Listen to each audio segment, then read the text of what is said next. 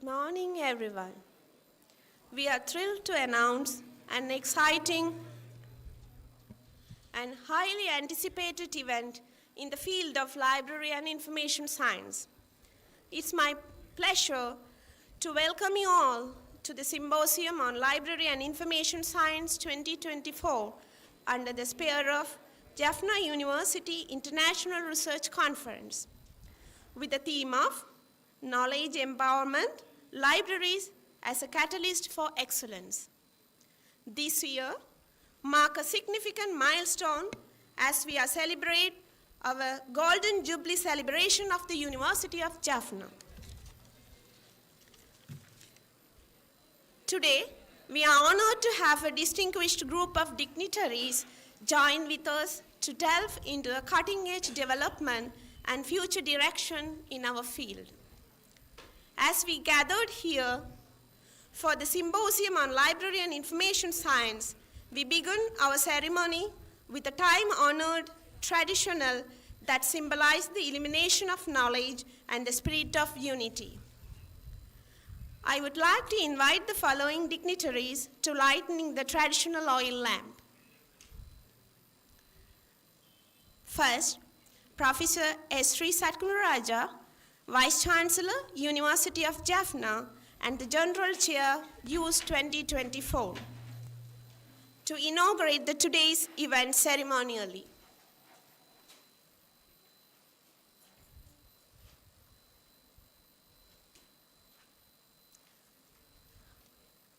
Followed by Professor Bahiradan, Dean, Faculty of Agriculture, Mr. Padmanathan Iyer, Dean, Faculty of Hindu Studies, Professor Gangadharan, Dean, Faculty of Management and Commerce, Dr. K. Deesan, Dean, Faculty of Technology, Professor P. Ravirajan, Dean, Faculty of Science,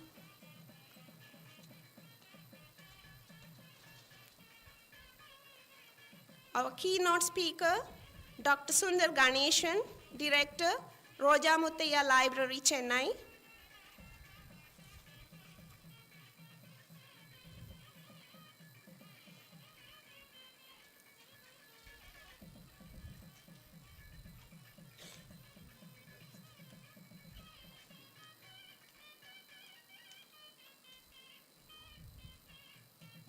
Professor P. Balasundaram Pillai, former Vice Chancellor of the University of Jaffna, Professor Shanmughalingam, former Vice Chancellor, University of Jaffna,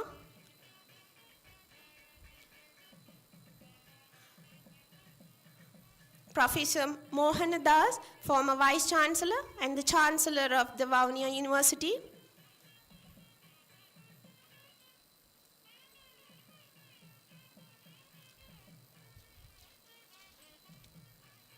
Professor Rahuram, Dean, Faculty of Arts,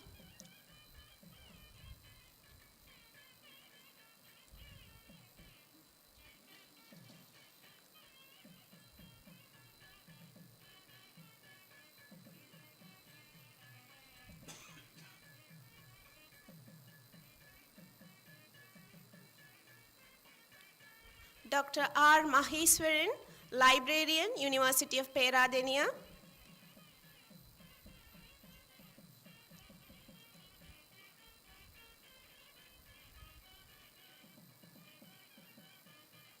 Dr. M.M. Mashrufa, President, University Librarian Association,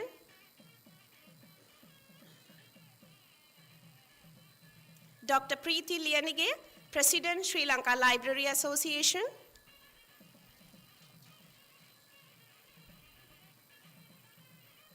Mrs. Varuni Gangabandarachi, former Secretary, Sri Lanka Library Association,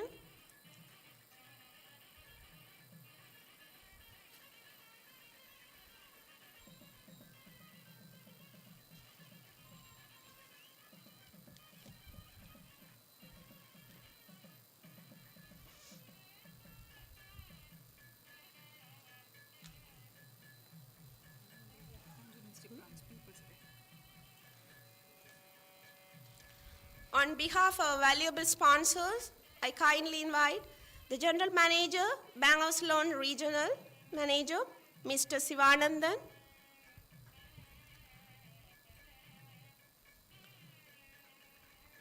and the Manager, University Branch, People's Bank,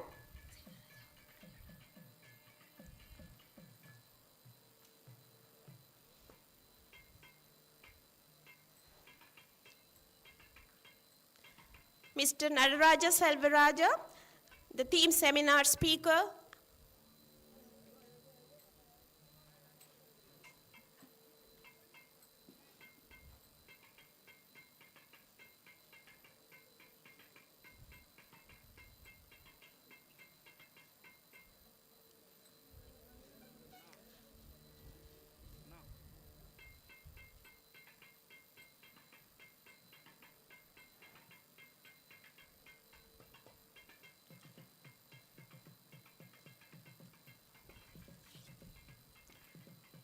Thank you, sir. Thank you, madam.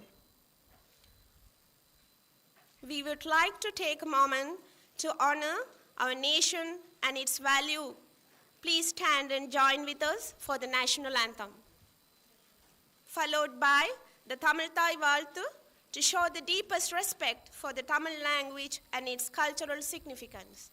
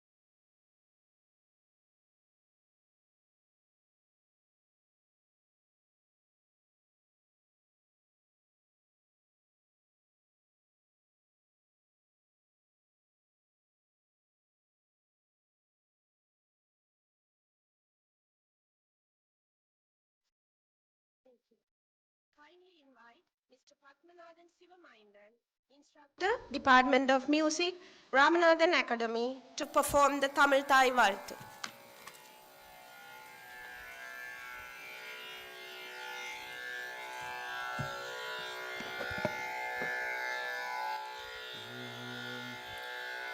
நீராறும் கடலுடுத்த நிலமடந்தை களிலொழுகும் சீராரும் வதனமென திகழ்பரத கண்டமீதில் தெக்கணமும் அதில் சிறந்த திராவிடனல் திருநாடும் தக்க சிறு பிறை நுதலும் தரித்தனரும் திலகமுமே அத்திலக வாசனை போல் அனைத்துலகும் இன்பமுற எத்திசையும் புகழ் மணக்க இருந்த பெரும் தமிழனங்கே தமிழனங்கே உன் சீரிழமை திறம்பியந்து செயல் மறந்து வாழ்த்துதுமே வாழ்த்துதுமே வாழ்த்துதுமே.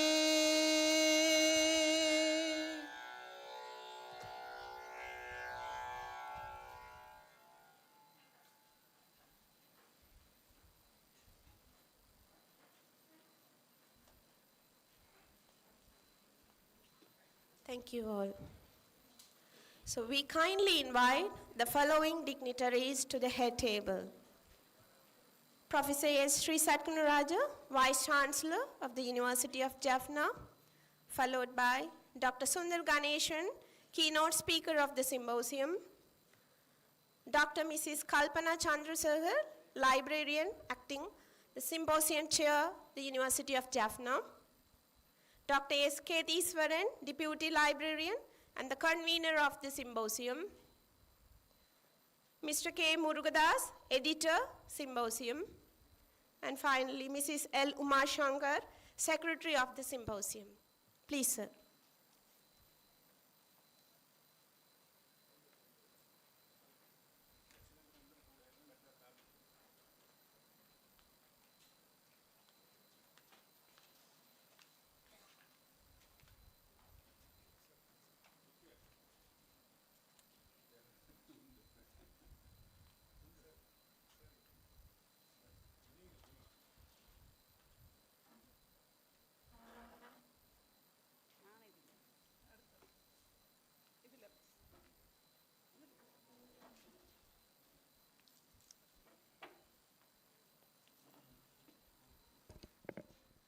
Thank you all. It's the time for us to formally commence the event. As per the schedule, I kindly invite Dr. S. Ketheeswaran, convener, the Symposium of Library and Information Science 2024, to deliver the welcome address.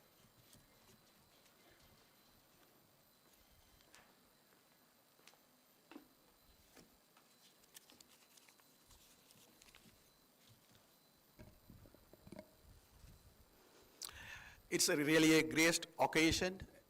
The Symposium on Library and Information Science 2024 being hosted by the Vidyanandan Library, University of Jaffna, today and tomorrow as a part of Jaffna University International Research Conference 2024. It's my pleasure to welcome you all this Portentous event.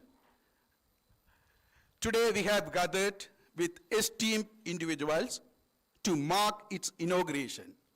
The Vice Chancellor, the University of Jaffna, Professor S. Sri Satkunaraja, who graced this event as General Chair of Youth, and Dr. Sundar Ganeshan, our keynote speaker, Dr. Mrs. K. Chandrasekhar, the Symposium Chair. The warmest welcome to you all.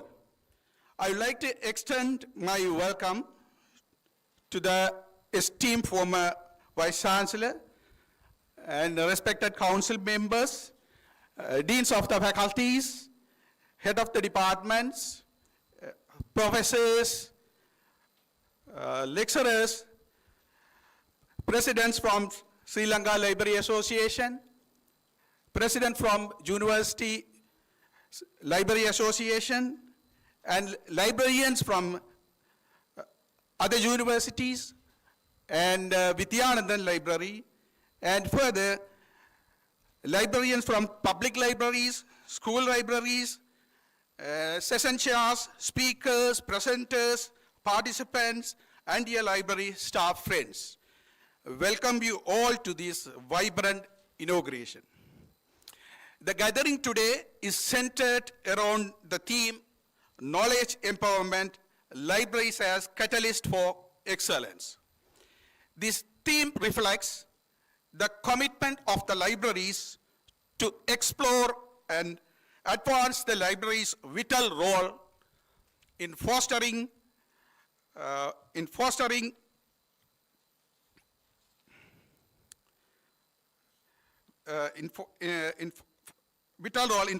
knowledge, innovation, and excellence in library service. The symposium will feature extended abstracts on ongoing and accomplished innovative projects in the field of library and information science. This focus on current and cutting-edge projects will provide us with valuable insight into the latest developments and future directions of the library service. The Vidyanandan Library organized this event at a meaningful time with two significant milestones. The one is Golden Jubilee of the Jaffna University, marking its 50 years of academic excellence and community service. Second, the 100th birthday of late Professor Subramaniam Vidyanandan, the first Vice Chancellor of the University of Jaffna, after whom the library is named. Over these 2 days, attendees will engage in discussions while sharing knowledge and practices to stimulate new ideas in the library sector. The program includes technical sessions on documentation and archiving, library automation and digitization, reading promotion, and service enhancement and community engagement of libraries. Dear presenters, panelists, and participants, the success of this event is powered by your esteemed presence and participation. Together, we can strengthen the role of libraries as catalyst for excellence in academic and regional library promotion and beyond. Once again, I would like to welcome you all to this wonderful event. More than this, let me take this opportunity to wish you a productive and inspiring symposium. Thank you.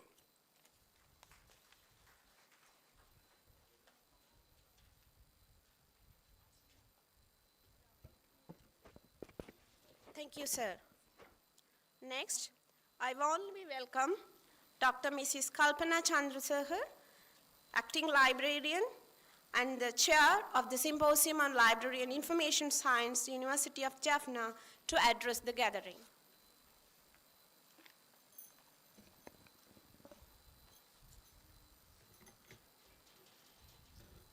Good morning to ladies and gentlemen, distinguished guests, colleagues, and students. It is with great honor and pleasure I welcome you all to the Symposium on Library and Information Science 2024, hosted by the Library University of Jaffna.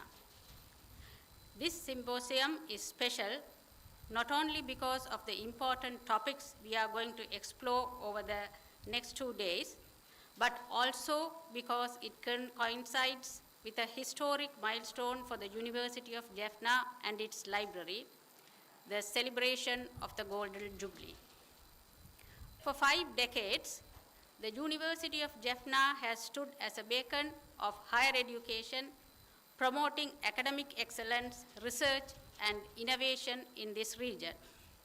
This remarkable journey includes the 30-year civil war, a time when the northern province faced immense hardships. Yet, throughout these difficult years, the people of Jaffna remained unwavering in their commitment to education. The University of Jaffna Library was established in 1974, coinciding with the founding of the Jaffna campus of the University of Ceylon. In its early years, the Faculty of Humanities operated from the premises of Parameswara College in Tirunelveli, while the Faculty of Science was located at Jaffna College in Vattukotai. The library's foundation was built upon two key collections from undergraduate department of Jaffna College and the invaluable texts from the Ramanathan Library at Parameswara College. However, following the communal disturbances in 1977, a unit of the Jaffna campus was established in Colombo in 1978 to accommodate Sinhalese students and staff, ensuring their continuous education. As part of this adjustment, the library transferred all Sinhala language books to the Colombo unit, demonstrating its dedication to meeting the academic needs of all students. In 1980, following directives from the Ministry of Higher Education, most of the library books originally obtained from Jaffna College were returned to its institution. In the same year, the foundation for the main library building was laid down by late Professor S. Vidyanandan, the first Vice-Chancellor of the University of Jaffna. However, the 30-year civil war significantly delayed construction, and the library building was finally completed in 2003 after 20 years. Generous donations from philanthropists and well-wishers have significantly enriched the library's collection over the years. However, the ethnic disturbances in 1983, 1988, and 1995 disrupted the library's growth and development. Today, the library has a collection of over 250,000 materials, including books, journals, magazines, pamphlets, government documents, theses and dissertations, archival materials, electronic resources, so on. These materials are dispersed across the main library and its 7 branches, supporting a wide range of academic and research needs.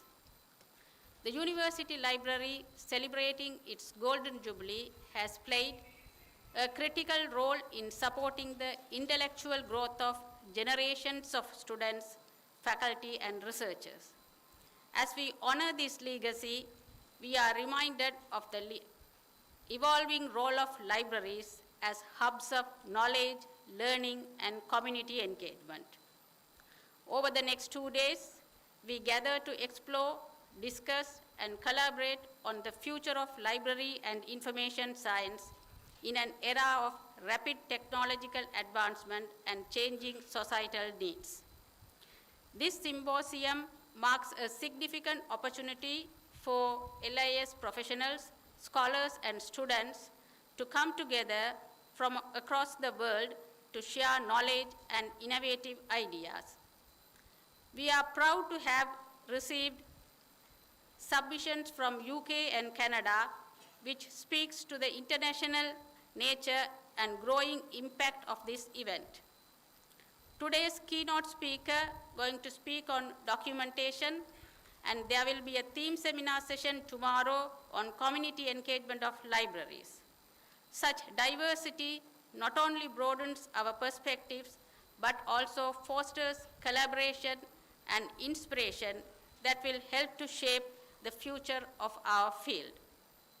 As we stand at the intersection of traditional librarianship and modern information systems, it is crucial to discuss how we adapt and continue to serve as guardians of knowledge.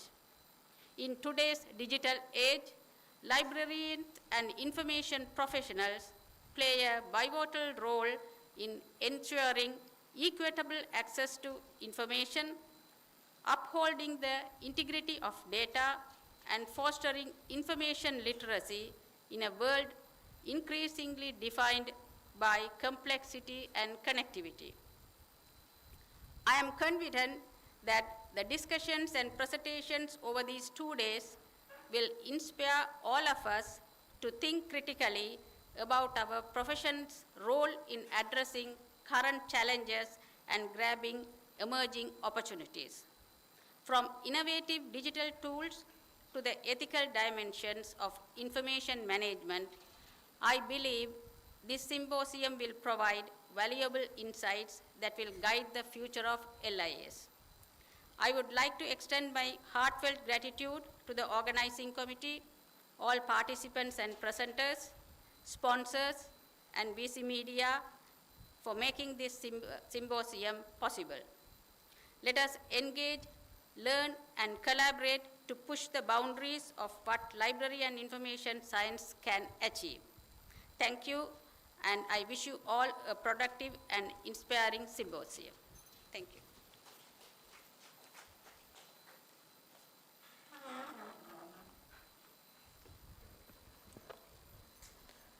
Thank you, Madam. It's my honor to invite Professor Sri Satmaraja, the Vice Chancellor, University of Jaffna, Sri Lanka, and the General Chair of the Jaffna University International Research Conference to deliver the address.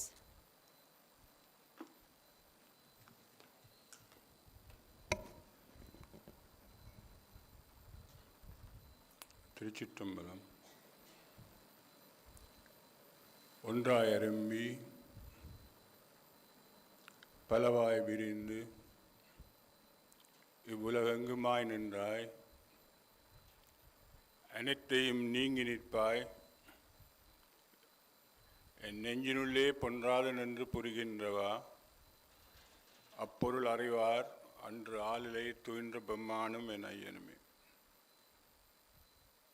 So in this hymn, a saint called Abhirami Patter, glorifying the Divine Mother for progeniting the universe from a single point. Now, being a mathematician, I know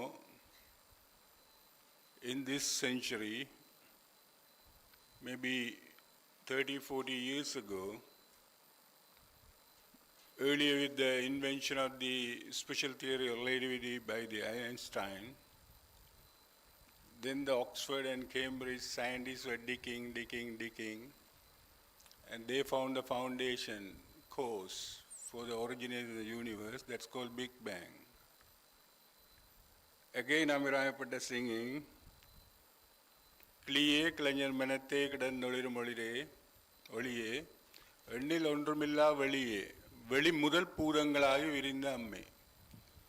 So this is done by a saint from his inspiration. He was a madman according to some of the people. But there he said, the Big Bang, வெளி முதல் பூதங்களாகி விரிந்த அம்மே. The first thing came is a space. When the time zero is space zero. Can you imagine a thing without a space? And Einstein said time and space are mixed. So when the time clock running, even my body clock running since my birth, so it shows how I am evolving. Similarly, every atom is evolving. So space came first and then, fire came, air came, water came. So this is a science, ancient wisdom also there. Why I'm telling, that's what our Roja Muttaya Library instituted 1994 with a collection of a single man, Muttaya, Roja Muttaya. He was a signboard artist. So I just had a chat with today, Sundar, I am not interviewing in your speech, I suppose. When I say this, it has value. So then he said his collections of 100,000 books were on sale because he's a poor man. Then Chicago Library people, Chicago University bought this and devoted a center in the Madras, now Chennai, where now Sundar is leading last 30 years. That collection has come to 500,000 and incorporating all the modern technologies. And their theme also preserving what belongs to our South Asia. Similarly, yesterday I was in Keynote, we had a conference on ICDA, The Japanese scientists are there. A gentleman from Somasundaram from Verlan University. I always say Verlan University, Subramaniam. But now they say Tamil Nadu Agriculture University. That is a Verlan University, Subramaniam. Verlan Subramaniam is glorified for bringing green revolution to India. Then after his work, every household got milk bottle in the early morning. Enter India. So that's a revolution people make. Then the Chicago gave this collection, donated it, and started your library. Then the trust came. Now independent library. Now their materials are available all over the world. That's the way Undra Arambi Palava Virendu. That's the way the universe is supported. So now yesterday when I was in the Somasundaram was delivering a lecture, now he says even India, some states from the northern side, they are declaring entire state agriculture as organic agriculture. It's must. Tamil Nadu moving. So where we are going? We are going back again to the rowing boat. Because people are dying. People thought, everlasting life. Scientists promise immortality. Now people are dying of cancer even at all ages. So they are going back to organic farming. Then incorporating the science. There is one entrepreneur they said yesterday, he's an Italy man. A lady was selling Italy in the Tamil Nadu Madras road. Now his son started packing and delivering Idlis to airport in a, preservation manner. If the packet is not open, then Idli can be kept for 2 years. No preservative. So that kind of packing, new technology coming in. Then he's a 16 million crore man now. Son of Italy. So this is every technology now merging. Ancient wisdom is there. So descending knowledge tradition is there. We are rich on that. That's what I sang, Abhinayapata song. He was talking about Big Bang. Veli mudal poodangalagi virinda amme. That's what the new discovery from the Cambridge. Everything merging. So now in the library science you have a challenge. Big challenge. Because now I know I can download books from 5 pirate domains. Even those books are in print, not even come. Even the research papers. Because the cyber intruding is, it's a multifaceted now. So big information science is tremendous challenges it face. Because even you are digitizing library, no time it could be taken up. So now the copyright issue, intellectual property issues, cyber security, these are the main things. So our traditional librarians, I know, they are some or other graduates from some universities and they got some degrees and so on. That is not enough. That is the research conference is all about, the pushing the frontier. Then those who are leading there, they have to invent. So now every game is different now. Entire world. The post-harvesting technologies, and then there was a Vijnanam conference in this place 2 weeks ago. This is a golden jubilee year, so we have one after one. We are not making balloons and cycle race. We are doing everything inside the hall because it's a knowledge center. Knowledge is our business. So not we are inviting some celebrities and controlling the functions. So the Vijnanam conference, a scientist came from, is our boy, Peradeniya passed out, Nanda Kumar, came from, he was in the Boston, Stanford, now he has own startup. Then he says, our microbes prevailing in the nature, in the kanji, thair, and even the environment, even he says the microbes in the clouds, they work and come with a drain, he says. Those are the things conducive for our life. The city life, lose the microbes and get into a lot of problem. Then he says, now it's a trend, go for village life. No, this was a speech. It's in the VC media, you can listen. I yesterday shared that speech to Somasundaram. our TNA man, he excited. He said he will look into it.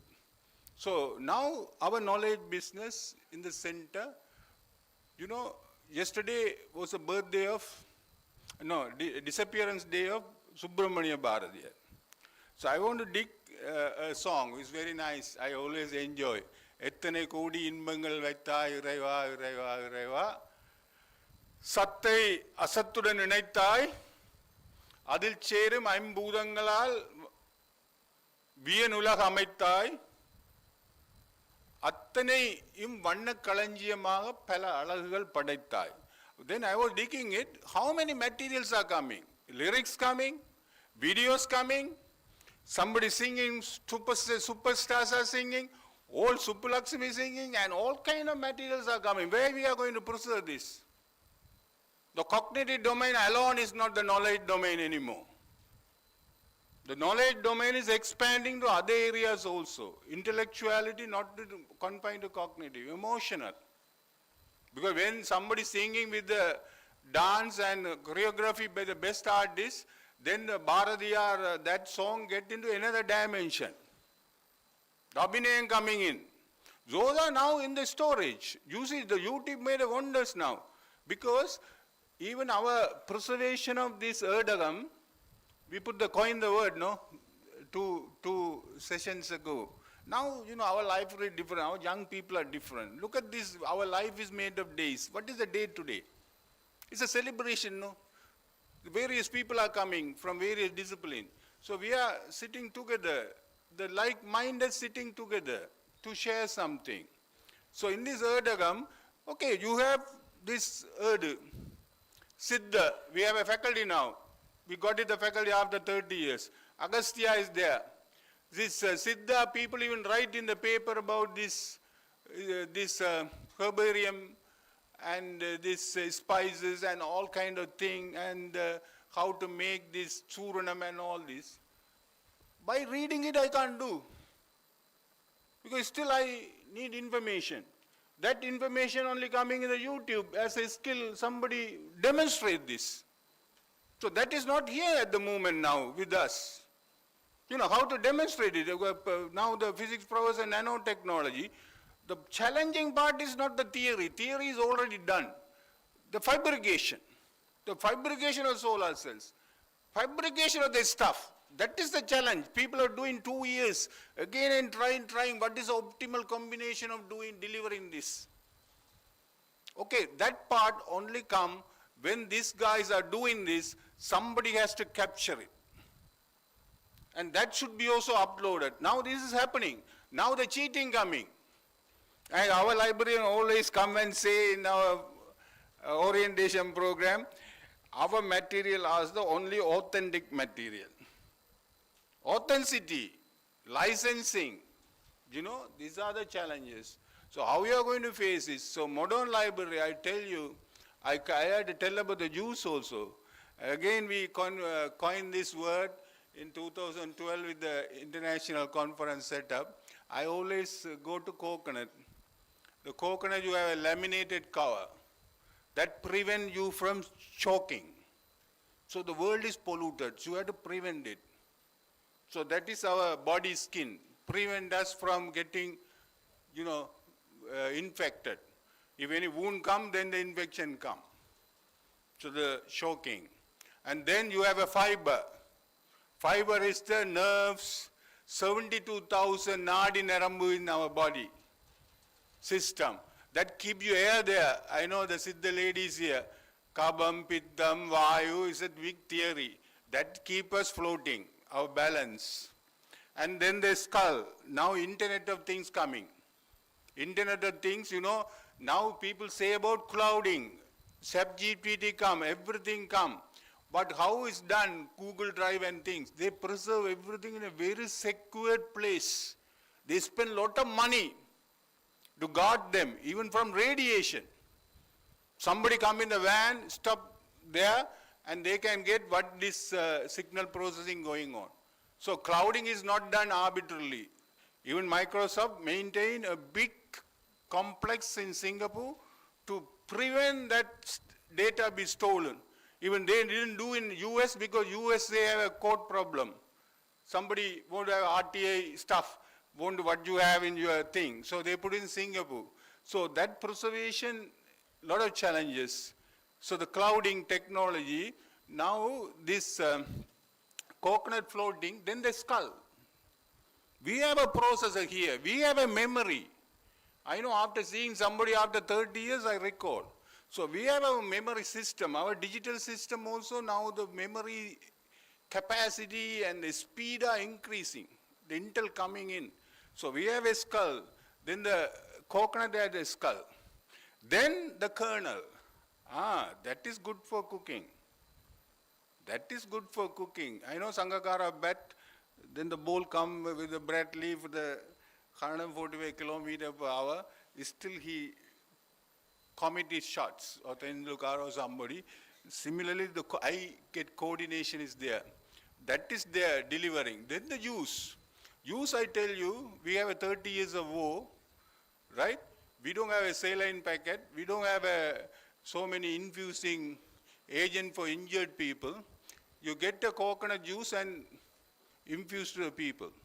Because the coconut juice composition and the blood composition acceptable. That's what the local indigenous fighters did.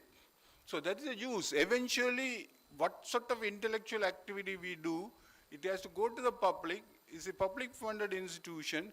So it will help us to improve our life, improve our existence. So in the library community, information science has to work with everybody. We have 12 faculties, the deans are here to subscribe the books, now go beyond.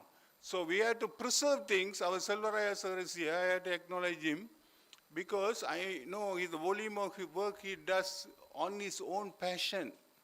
There is something called devotion. Devotion people think, putting like this. Even Bharatiya says in that song, Mukti ennoru nilai vaittai, முழுதும் உணரும் உணர்வு அமைத்தாய் பக்தி என்று ஒரு நிலை வகுத்தாய் பரமா பரமா பரமா bhakti means devotion. He devoted to engada புத்தகங்கள்.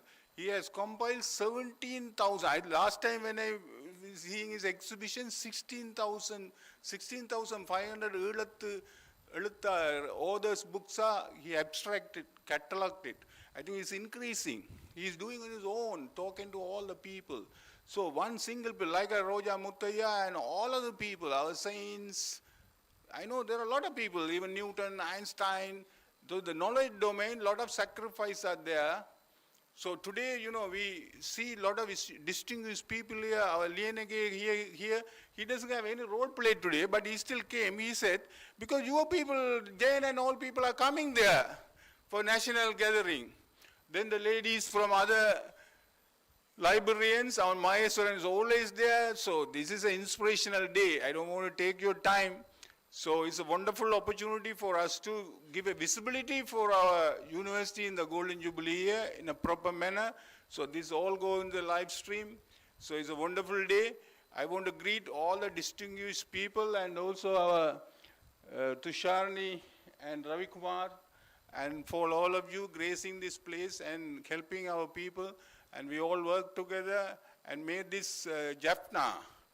Jaffna has a long history. I always say, Jaffna men dig wells to draw the water to quench the thirst. So Jaffna man built so many education institutions 200 years ago with the American missionaries' help. That is the first medical school came into South Asia in this part of the world. Despite the conflict, we are not crying. We kept every hour activities going, because Professor Balasundram always say the Jaffna community is academically oriented. No infrastructure development for 30 years, but still we maintain now one of the largest university with the annual intake of 3,000 people. Even Maheswaran sir, our faculties are 12. We overtook the Peradenia in the number of faculties. They were reluctant to admit technology and so on. So we admitted it. This is a Jaffna man. So Jaffna people, thank you very much for all of you. My heartfelt gratitude for you, wonderful gathering and wonderful 2 days. That will go in the annals of library of the University of Jaffna. All the best. Thank you very much.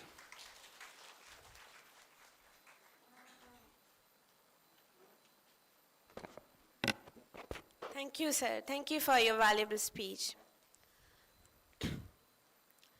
We are very much thankful for valuable sponsors who have supported us to make the today events as celebrating today. As a silver sponsor, Turnitin Private Limited. As a bronze sponsors, Bank of Ceylon Jaffna branch, Tecora Construction, DMS Technologies, People's Bank University branch, Tinaveli, Metropolitan Technology, D2 Technology, and St. Anthony's Private Limited. Thank you all. Okay. We are about to reach the significant milestone of the symposium to release the proceeding of the symposium on library and information science. I'm delighted to announce that the first copy of the proceeding will be handed over to the Vice Chancellor, University of Jaffna, by our symposium editor.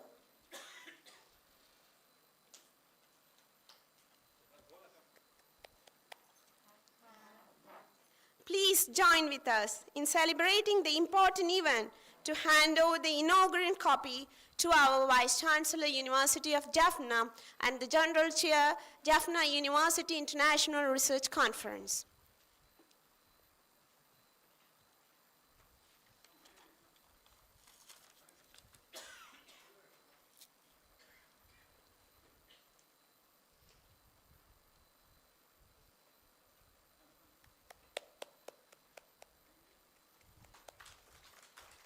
Now I kindly invite the Vice Chancellor, University of Jaffna, to deliver the proceedings to our keynote speaker, Dr. Sundar Ganesh, Director, Roja Muthaiya Research Library.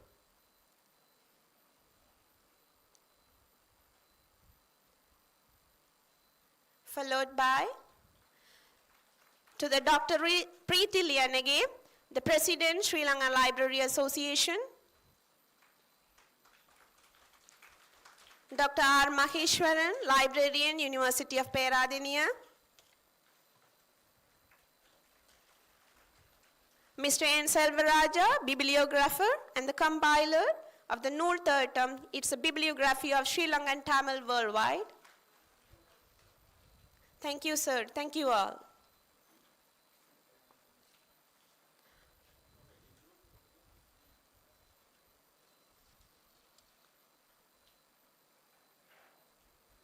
And also, I invite our editor, Mrs. K. Murugadas, to deliver the proceedings to our dignitaries.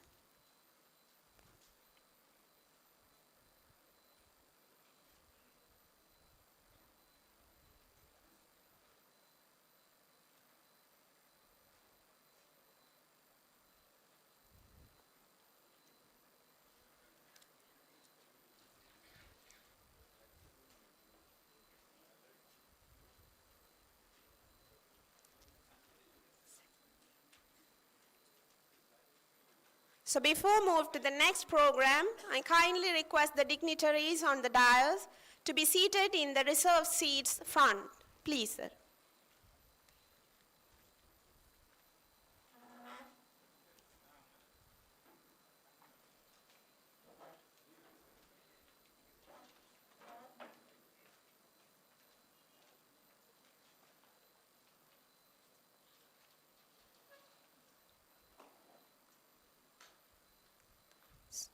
So I kindly request the dignitaries on the head table to be seated in the reserved seats, please, in the front. So next we are going to move to the keynote address. As I kindly invite Mrs. Komadi Murugadas, Deputy Librarian, University of Jaffna, to introduce our keynote speaker.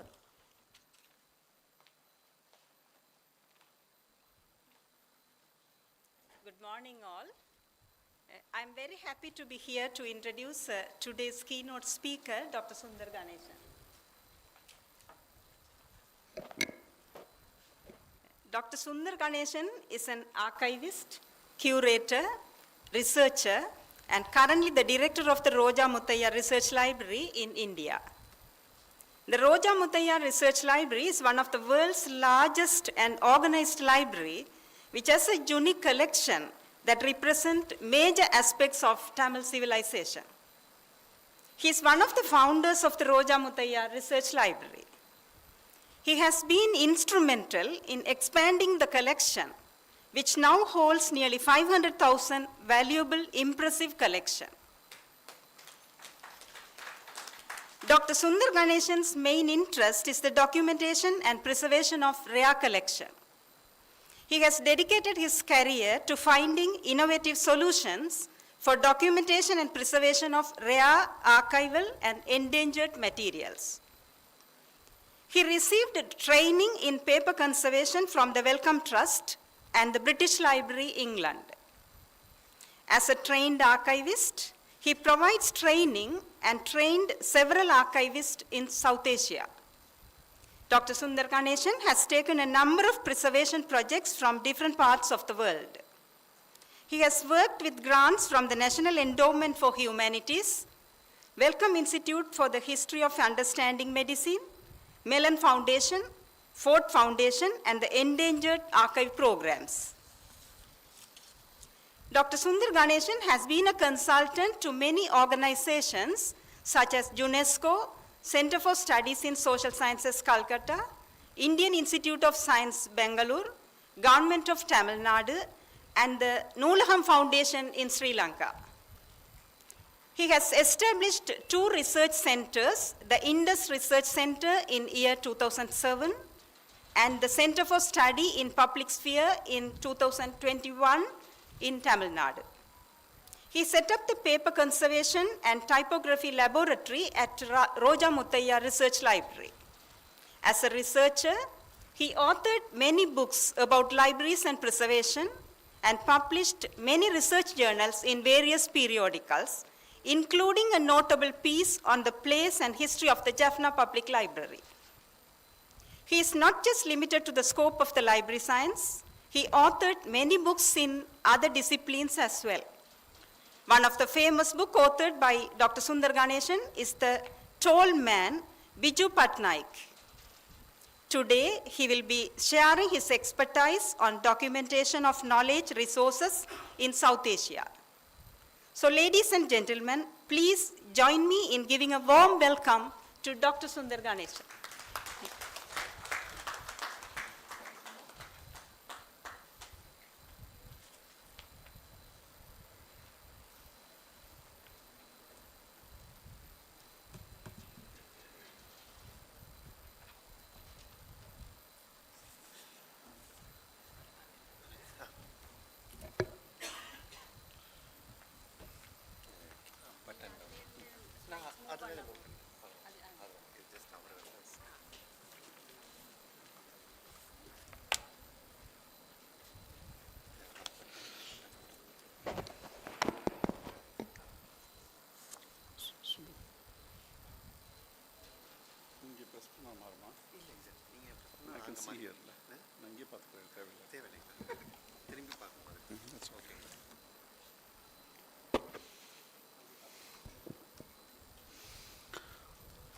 அனைவருக்கும் வணக்கம். Good morning and respected Vice Chancellor, dignitaries, delegates, students, faculty. I'm so happy to be here in Jaffna, especially this historical city of Jaffna, the Jaffna University. It's a real pleasure for me to be here. This is the second time. I first came to this historic city in 2004, and I see there's already a lot of changes. I'm so happy for all of you. I'm going to be taking, I was told that I have only 20 minutes of time, but I requested for a maximum of 30. I'll try and complete before that. Thank you for giving that time. My topic is, as you see, is on archiving in South Asia. South Asia is a very interesting concept in many ways. I will not explore that part, but I will only focus on archiving. Record keeping, the next slide please. The record keeping in South Asia is not a very new concept. It's a historical one. We had a long tradition of inscribing on rocks. However, they were considered to be only official records. As far as what people had to say were written on hero stones and something similar to hero stones, and also through the lived cultures in a continuum. We cannot say that they were ignorant of a sense of history or documentation. As I always have heard this comment about South Asians, especially Tamils, but that is not true. Otherwise, why would they want to leave these records behind? People's histories were also recorded in folk literature, later published when the print culture emerged. These histories were written until the beginning of the 20th century.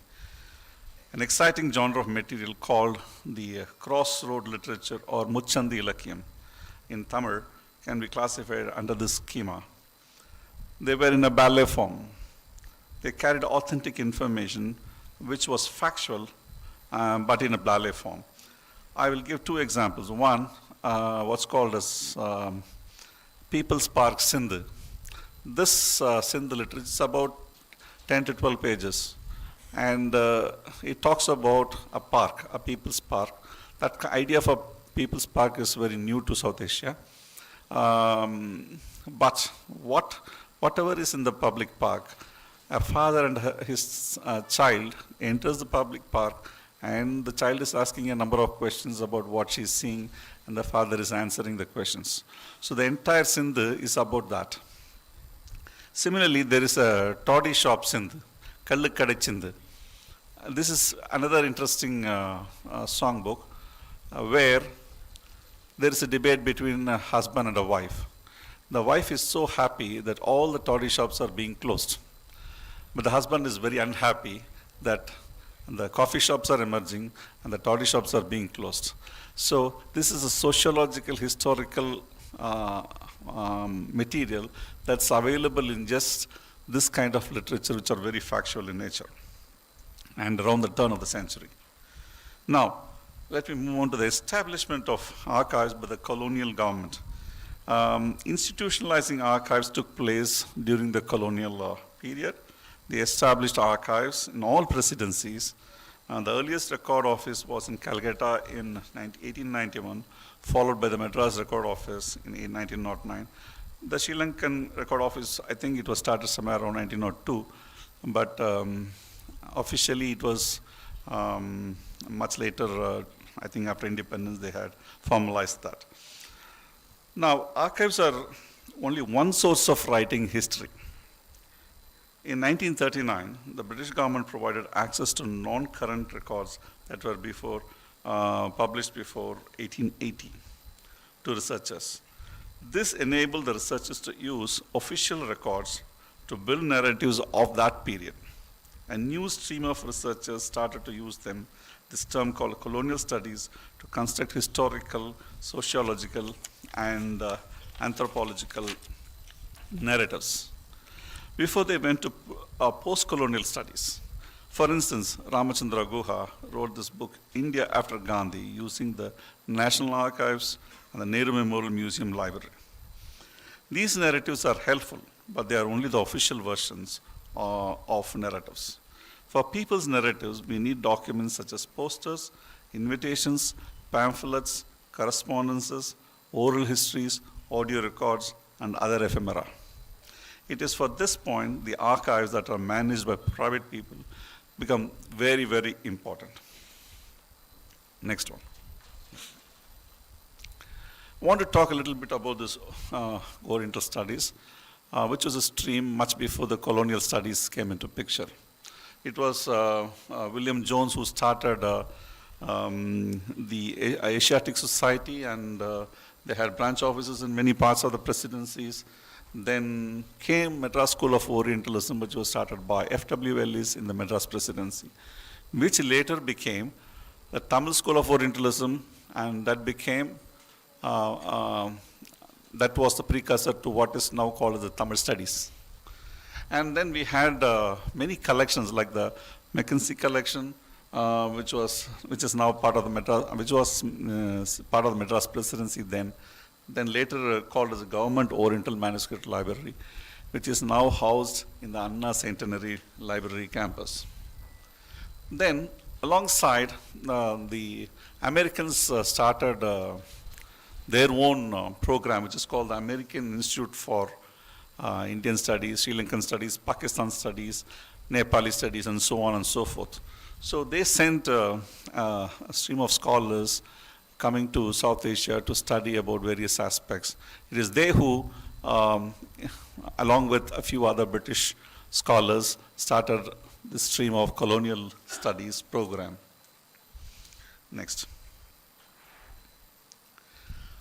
The Public Library Act in India was started by none other than S.R. Ranganathan, who is also instrumental in a way for the Jaffna Public Library here. He supported that cause, and the first act was started in India in the Madras state in 1948. It was called Madras state then, later which became Tamil Nadu government now. Nearly 5,600 and odd libraries are there in Tamil Nadu state alone. And I must say there's a sort of a competition here. You go to Karnataka, there are about 7,000 odd libraries. You go to Kerala, around 5,000 odd libraries. So in every state, at least in the South Indian states, they've been focusing on starting libraries. And this had a real impact on the society. And that's why you see the south of India much more progressing than the north. Also, I must talk about the two associations since I'm here. The Sri Lankan Library Association, which has been very active. I remember in 2004, they invited me. I have talked to them, to a group of people then in Colombo. And the Madras Library Association, which is one of the oldest associations in the country, in South Asia. And S.R. Ranganathan again was responsible for that as early as 1930s. And this kick-started a movement where alongside what's called as the Dravidian movement and the self-respect movement in Madras state, a lot of libraries and reading centers came up, sprang in the state back then. Now, I must say a few things about the private efforts in archiving. What we saw were part of the Madras state, and now these private efforts are very, very interesting. We don't know what actually gave them, what kind of interest really kindled them to start these things. The foremost, I would say, is Maraimal Adigal Library in Chennai. It was a pompous, fantastic collection, which is completely dilapidated now, and it is disintegrated into a thin air. The library is now, a small portion of the collection is remaining, which is kept in the Connemara Public Library, but the charm of the old building is gone. The most important fact, I must say, I don't know how many of you know, that it is in the Maraimal Adigal Library campus. It's a small bungalow in one of the first floors. Valalar was there, and it's said that he got enlightenment in that place. So they had very interesting collection related to Sangam literature, especially Bhakti literature and so on. Then the other very important collection is the Uve Swaminatha Iyer Library. We all know that Uve Swaminatha Iyer was called as Tamil Tata. Similar to Armuga Navalar here, he collected a lot of material in Tamil. He went around all of Tamil Nadu searching for manuscripts, brought them back, edited them, and published them. Then, like Roja Muttaya, there is another gentleman called Krishnamurti, actually a couple, Dorothy and her husband Krishnamurti. They were very passionate book collectors, and they started this Jnanalaya in Pudukkottai. And some of you might know, might have gone there. They have a similar collection, like the Roja Muttaya collection. Now there must be about 100,000 items there. The Sundariya Vigyana Kendram is in Hyderabad. They have a Telugu collection, a Urdu collection. The Urdu collection was purchased by the University of Chicago, like Roja Mataya, the story of Roja Mataya collection, how the University of Chicago came forward to buy the collection from the family and institutionalized it in Chennai. Similarly, the Urdu collection was developed by one auto mechanic. From this person, they collected about 30,000 items, and they handed it over to Sundariya Vigyana Kendram in Hyderabad. And since then, they have been preserving it. Unfortunately, the Sundariya Vigyana Kendram, it must be 1997, the entire collection was in the basement, and it got flooded in a huge deluge. And this is one of the important lessons for all of us, especially in the coastal area, not to have collections anywhere in the basement. Even though Hyderabad is not a coastal area, there is a huge lake, a very big lake called the Hussain Sagar Lake. And when it flooded, the entire basement got submerged. And it took several lakhs of rupees to retrieve all of them using certain technology from Canada. Then the Urdu Documentation Center emerged in Hyderabad. They started documenting some of the resources, Urdu resources in and around Andhra Pradesh.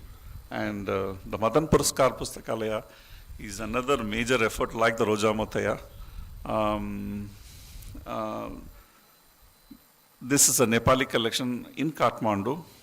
Again, this collection also had a calamity. During the earthquake, it got under the rubble. So things were, a lot of money was spent to remove all that, and now they have a new structure.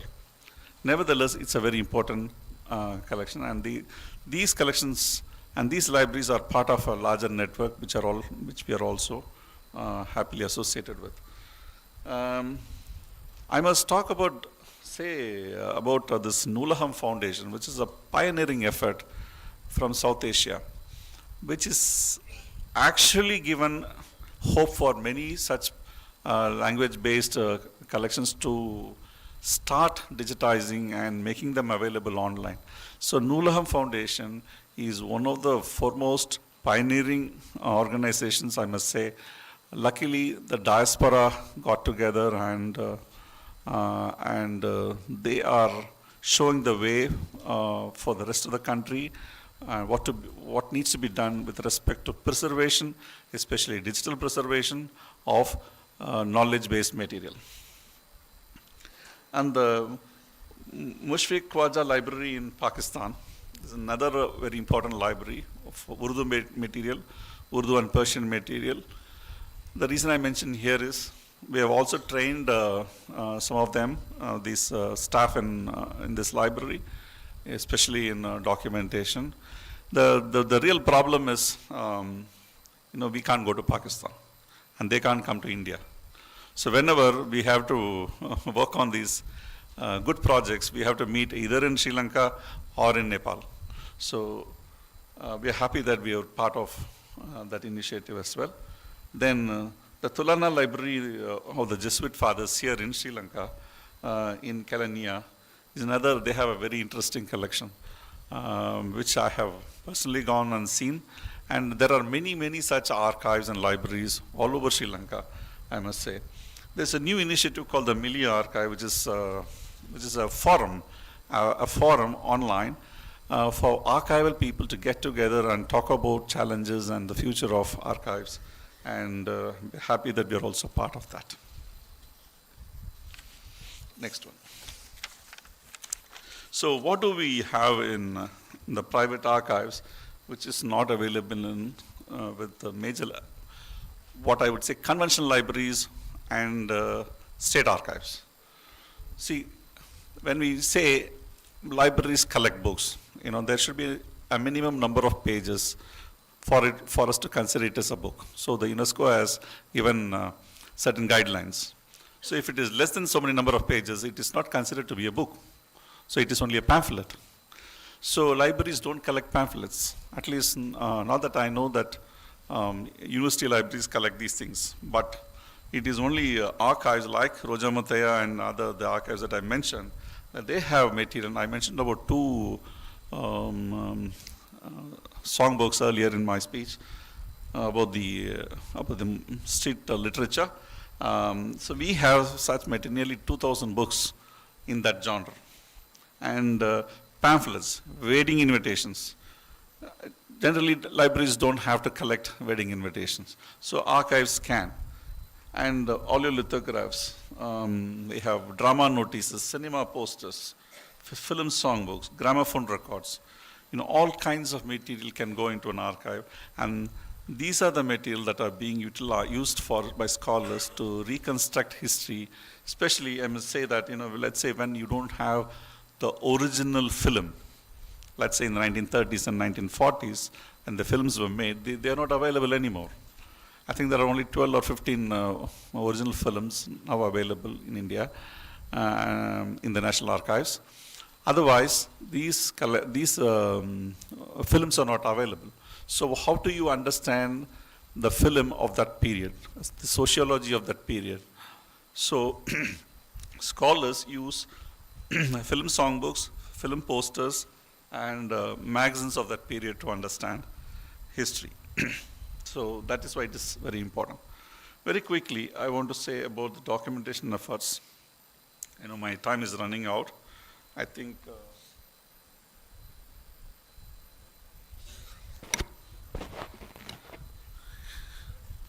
the first Protestant missionary came to Tamil Nadu in the year 1706. That is Bartholomew Ziegenbalg. Much before that, the Catholics came on to the west coast. To the east coast, it was the Protestant missionaries, and the first printing press was set up there by Ziegenbalg, and he catalogued a number of material items. At that time, he learned Tamil, and he translated the Bible to Tamil. And the first tract that he printed was in the year 1712. It's called Akiyanam, and unfortunately, what he did is he sent a catalog back to Germany. He belonged to the Danish Halle mission, Danish German mission. So he sent to his parent office, which is Franke Foundation in Halle in Germany. Luckily, that survived. So we know what he has seen in Tamil Nadu. Much later, the entire collection got burnt in Tarangambadi, where he kept his collection. So unfortunately, we lost all of that material, including the catalog that he wrote. But in 1708, I think it was in 1708, he sent the catalog, one draft of the catalog, which is still available, and it's called Malabarica, Bibliotheca Malabarica. Then in Tamil Nadu, in the Madras presidency, in all the presidencies of India, the British government had this idea great idea of publishing in their quarterly gazettes what has been published so far. The idea of publishing in the gazette itself, or idea of registering a particular book through the Registration of Book Act, came to avoid any sedition. So they wanted to have control, monitor what's going on in the presidency, what kind of print material is coming out. So to monitor that, they had the Registration of Book Act. As an outcome, they published all these things in the quarterly list, and that is the only document that we have to know what has been published. So the government of Tamil Nadu compiled that, and they brought out what is called as the Tamil Nadu State Bibliography till the 1930s. Then another interesting item is it's called SABREP, South Asia Bibliography Retrospective, South Asia's Retrospective Bibliography. It was written by Graham Shaw, who was the director of South Asia Department at Collections at the British Library. Phenomenal material. He researched, he went to all the libraries, physically saw them, and he published this material of catalog from 1556 onwards up to 1800. And lastly, the South Asia Union Catalog, which is a recent one. It's a network of libraries, some of the libraries in University of in America, the British Library, and in India and Nepal, we got together to create this South Asia Union Catalog for all languages published in South Asia. Next one. This statistics you see is part of the South Asia Bibliography, Retrospective Bibliography of Graham Shaw. You see up until 1800, the total number of books printed, the highest is of course English, followed by Tamil, and for South Asian languages, followed by Sinhalese, and Sanskrit is only one. So this shows what kind of a society, knowledge-based society this region was. Next. This is part of the South Asian Union Catalog platform. Next one. Preservation efforts, we need to decide for what we are actually digitizing or preserving. Is it for posterity or is it for some short-term period? So based on that, we need to know what kind of technology needs to be employed. Earlier, we used the microfilming technology. Now it is all digitization. We know microfilming is analog, but it will stay for at least 500 years if it is preserved properly under proper environmental conditions. Digitization is a very dicey thing, very tricky thing. Even though that's the only solution we have right now, we really do not know what is happening to the digital material that is behind or inside the cloud. We need to have special storage and retrieval mechanisms. Digitization is very, very cheap, but maintenance is going to be very expensive. Next. Now, some of the international archiving efforts. Let me start with the microfilming of Indian Publications Project. Even though it is Indian Publication Project, it is for the entire South Asia. What they did, they picked up this printed volume called National Bibliography of Indian Literature and used that catalog for microfilming all material in that book. Then we have what's called the Center for Research Libraries. Following that project, Center for Research Libraries started certain programs called South Asia Microfilm Program and South Asia Open Archives Program, and these are still happening. Center for CRL is based in Chicago. They collect both physical as well as microfilm and digital assets. And the University of Chicago has a very interesting program called the Digital South Asia Library Program, in which you can see all the digital dictionaries of South Asia. And the Arcadia Foundation has been supporting the Endangered Archives Program of the British Library and the Modern Endangered Archives Program in the US. And we also know about the Million Book Project, which is defunct now, and the Google Books. Google Books, they have been archiving digitally for a long time, but not all the material is discoverable. I really don't know what's going on behind, but they still hold material. We don't know about the future of this digital asset that they are collecting. Then there is Hathi Trust and the Internet Archives. Hathi Trust is of course licensed. It's only for licensed users, and the Internet Archives is for free for all. Next. The Indian Institute of Management has mapped all the libraries in South Asia, not libraries, archives. So that's an interesting thing. Next. Coming to access, I must say, the Vice Chancellor also talked about access. So access to institutional archives, private and public, it has to be equitable in nature. How do you really ensure this? How do we really empower? Let's say in rural areas, is this possible? When there is very poor internet, when there is a digital divide, how do we really create this equitable access is a very important question that we need to ask ourselves. And actually, democratization of knowledge takes place when the print culture came into being. In the 18th, 19th centuries, when the printing machine proliferated the whole of South Asia, it really democratized knowledge in a big way. When there was only one palm leaf and 10 people have to study, then there are now printed books which every student can hold a book in his or her hand and read the book. Similarly, digital mediums has the potential to democratize. You know, if you're sitting from any corner of the world, all you need is an internet connection. You can access digital medium everywhere, anywhere. But many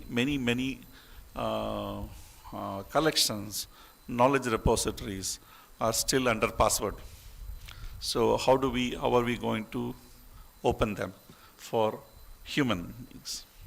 Now, the issues, as I said, are distance and permission, and we need to work on copyrights. That's a very, very important area. We can have a 2-day or even a week-long seminar just on copyright. It's a very complicated process. But we have to work around this, and we need to respect copyright because it's all about intellectual properties management. Next. Some of the digitization efforts in South Asia, state sponsored is the Tamil Virtual Academy.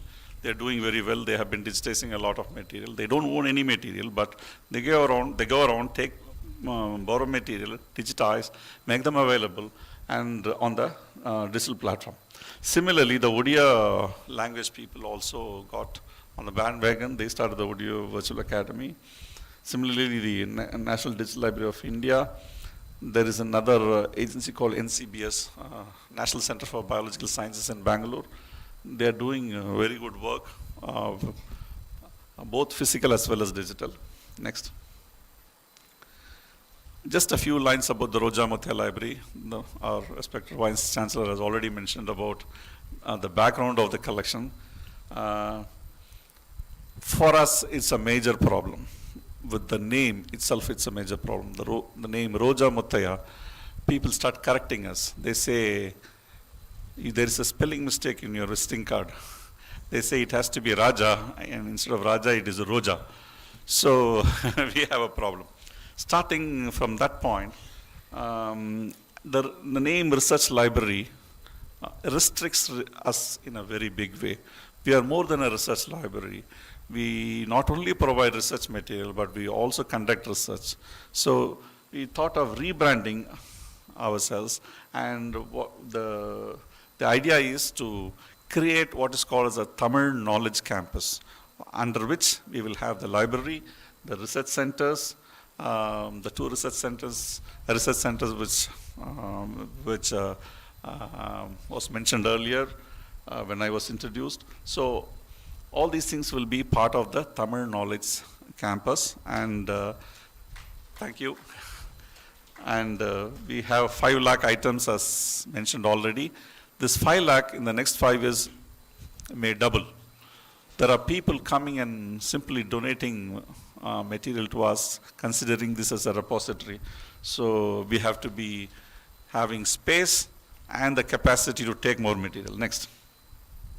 So these are the logos of our different verticals. Next one. Finally, the challenges, of course, were mentioned earlier. Funding. Funding, we have to go and beg, knock at different people's door for more funding. Right now, luckily, we have the Endangered Archives program, and which has been supporting. But we have to ask one question. These countries are spending so much money in archiving our knowledge. We are simply giving our material to them. But they have still not made their collection available online. So we have to put more pressure, because our material is still there, and they also have to make them accessible to everyone. As I mentioned earlier, we understand, we agree that there should be equitable access. Then the technical expertise, we have to keep updating our technical expertise continuously. The problems unique to our countries are that we are simply copying the West. It's okay. In certain areas it is fine. But are we there in decision-making programs? How do we make ourselves present amongst themselves in decision-making process? I'll give you one example. In cataloging, there is something called what's called as name authority. Tamils have a unique way of writing names. At least in Tamil Nadu, we have with the self-respect movement, the surname has been dropped. How do you render a name? So these names have to be presented in a particular way, which is in concurrent with Western practices. Otherwise, so for instance, my name is G. Sundar, but when I go to the airport, they call my name as Mr. Ganesan. Ganesan is my father's name, right? That's not my surname, but I'm forced to write a surname. So these are the interesting aspects in cataloging practices. So we have to be aware of that. And of course, the natural disasters. I mentioned two problems. One is earthquake, another a flood. So we have to be prepared for all these things. Next. Digitization without metadata, it will be a virtual junk. So whenever we start digitization process, we have to work on metadata as well.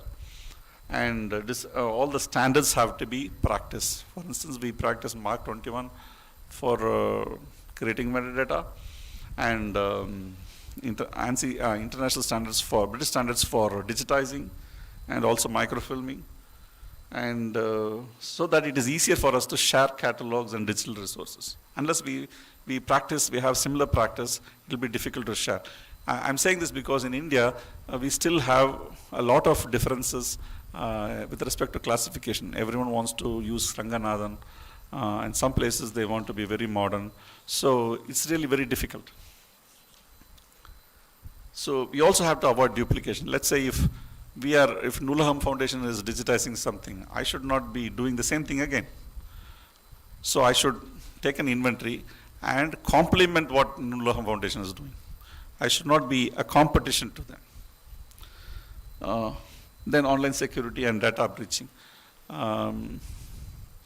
The British Library website, the British Library computers were hacked last year. I don't know how many of you know this. There was a real security threat for them, and it took a very long time for them to come back. Luckily, the resources are intact, and I hope things will be better. I hope there is, we don't know what kind of people will emerge in the future, so we have to be careful with digital data. That is why I really commend and congratulate Nullaham Foundation that they are having these resources in different parts of the world. That's one of the best practices. Finally, so we have to work on what's called as integrating the library, archive, and museum. This is a new concept that's developing. It's called LAM or MLA, Museum, Library, and Archives. That will help enhance access and learning. And we have to collaborate, create more union catalogs, create platforms to access digital resources from various repositories, and creativity in the field of archiving. When I say this, an archive or a library or a museum does not have to just be following the rule book of being a library or an archive. You can really think beyond. You can really be creative. I'll give you one example. We are an archive. What we did is, when the Tata Institute of Fundamental Research came to reprint the notebooks of Srinivasa Ramanujan, they were completely digitally restored for the first time. So we can't say no. So when there is a challenge, we have to take it up and move on, and that will really expand the boundaries of these three institutions, namely library, archives, and museums. Thank you. Thank you very much.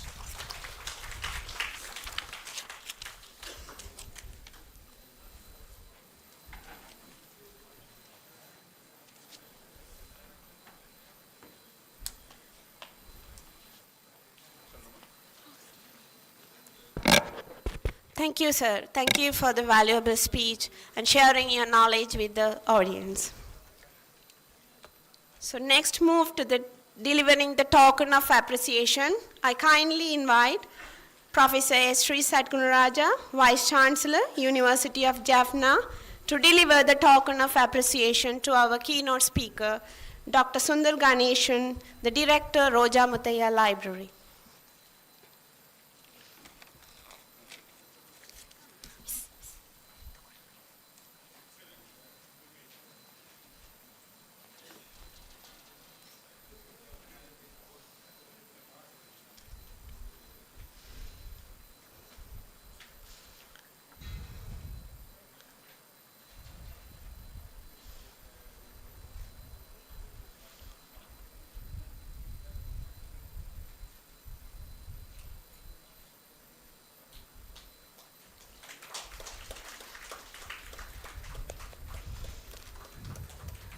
Thank you, sir.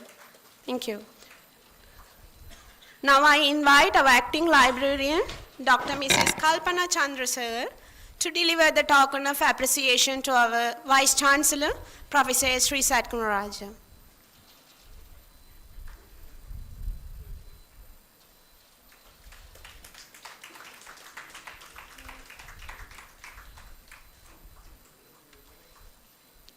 Thank you, sir. Thank you, madam. So, thanking is such a prayer.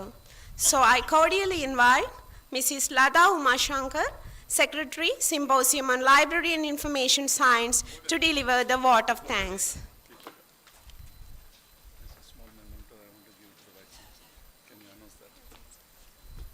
Excuse me. So, our keynote speaker, Dr. Sundar Ganesh, want to deliver the memento to our Vice Chancellor, University of Jaffna. Please join with us. On behalf of Roja Mutaya Research Library.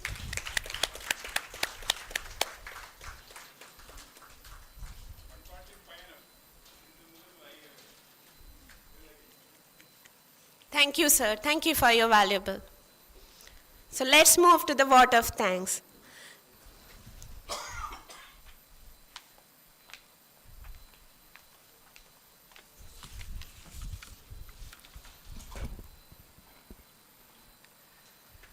Distinguished guest, Vice Chancellor,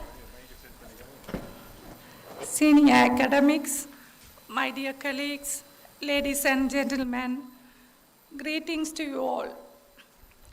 As we conclude the inaugural sessions of the Symposium on Library and Information Science 2024, a significant milestone in our academic journey, I stand before you to offer my vote of thanks. This event has been a remarkable journey of learning, sharing, and collaboration, and it won't have been possible without the contributions of many dedicated individuals and organizations.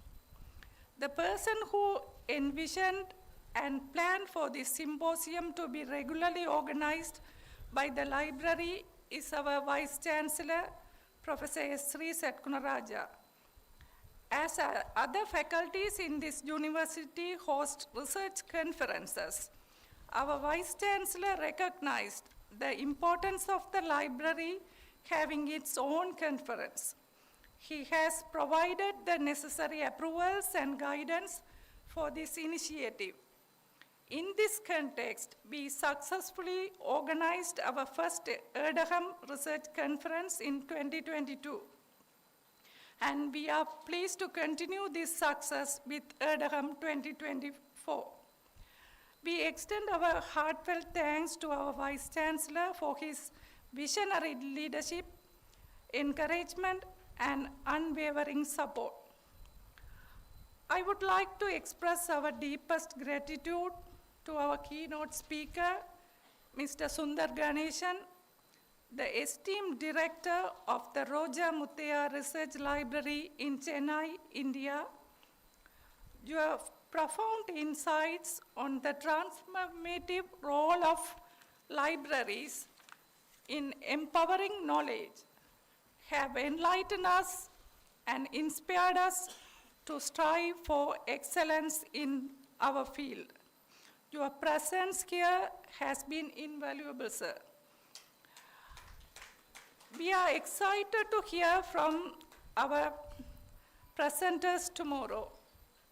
Dr. R. Mageswaran will chair the theme seminar, Libraries for Community Development. Mr. N. Selvaraja will discuss documentation and archiving.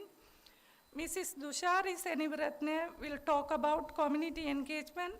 Mr. N. Ravikumar will share insights on library automation. And Dr. V. Vijayabhaskar will discuss education and reading promotion. Thank you for coming forward to share your expertise. We look forward to tomorrow's exciting program featuring Professor Emeritus Pon Balasundaram Pillai's insightful valedictory address. Thank you, sir, for accommodating our request. Let us continue to explore libraries' potential in fostering community development and promoting education. I would also like to extend our special thanks to our organizing committee members. Our sincere thanks go to our generous sponsors and partners. Your support has been crucial in making this symposium possible. Our gold sponsor, a well-wisher from Australia who prefers to remain anonymous, his contribution has laid the foundation for the success of this event. Our silver sponsors, Turnitin, thank you for your commitment to academic integrity and your support of advancing library services. Our bronze sponsors, Bank of Sloan, Jaffna Metro, Tecora Construction Private Limited, DMS Technology Private Limited, People's Bank of Sri Lanka University Branch, D2 Technology Private Limited, St. Anthony's Private Limited, and Ceylon Bank Jaffna Branch. Your financial contributions have significantly enhanced the quality of the and reached this symposium successful.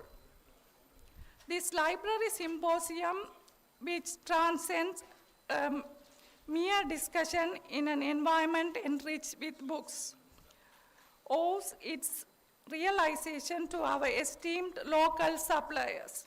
Their efforts have organized this event in an abundant, resource-rich settings and conducive to academic research.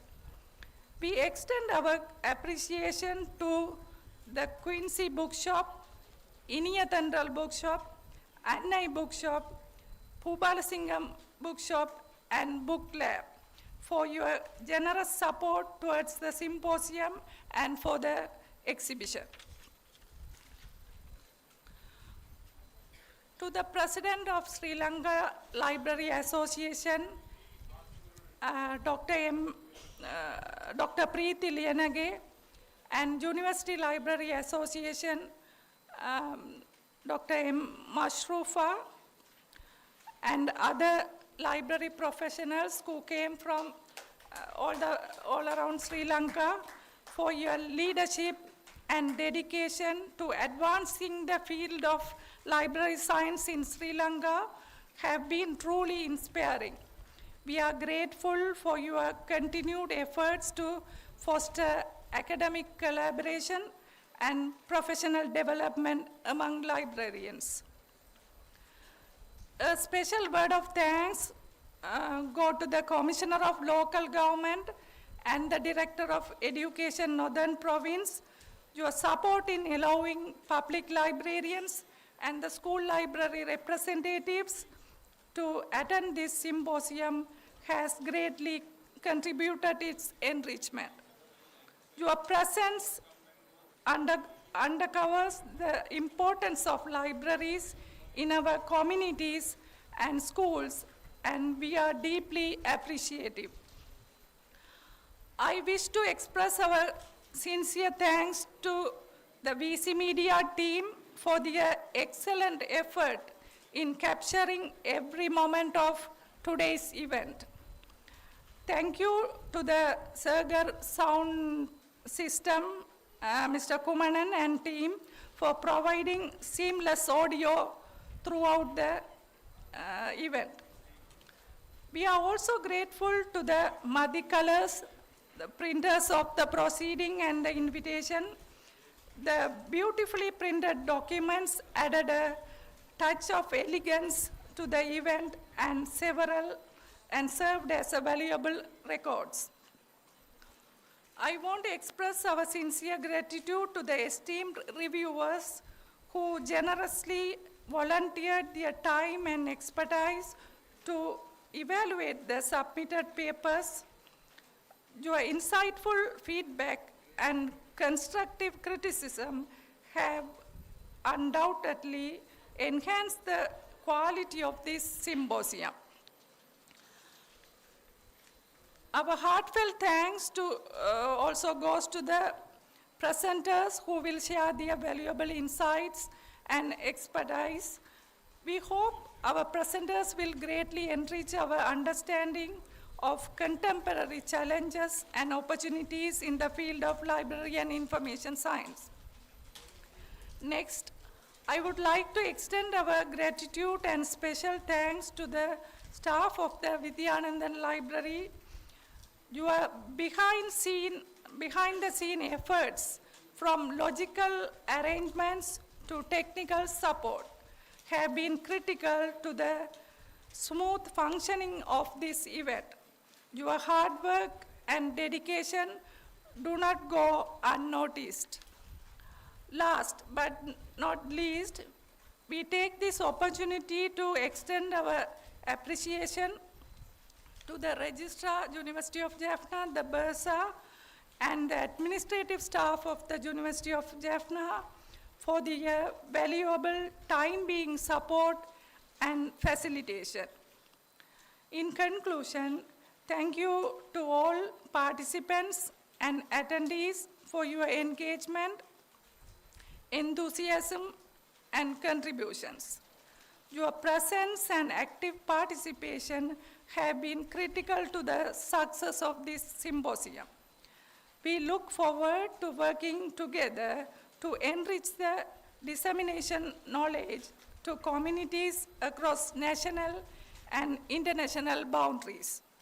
Once again, we appreciate your presence and valuable contributions. Thank you.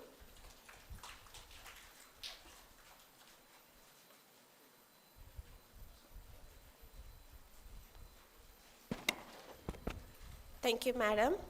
We are reached the end of the inauguration session, so we kindly invite all the dignitaries and the organizing committee members to take the group photo. So, after the 5 minutes, we are kindly requesting the dignitaries and the organizing committee to take a conference group photo.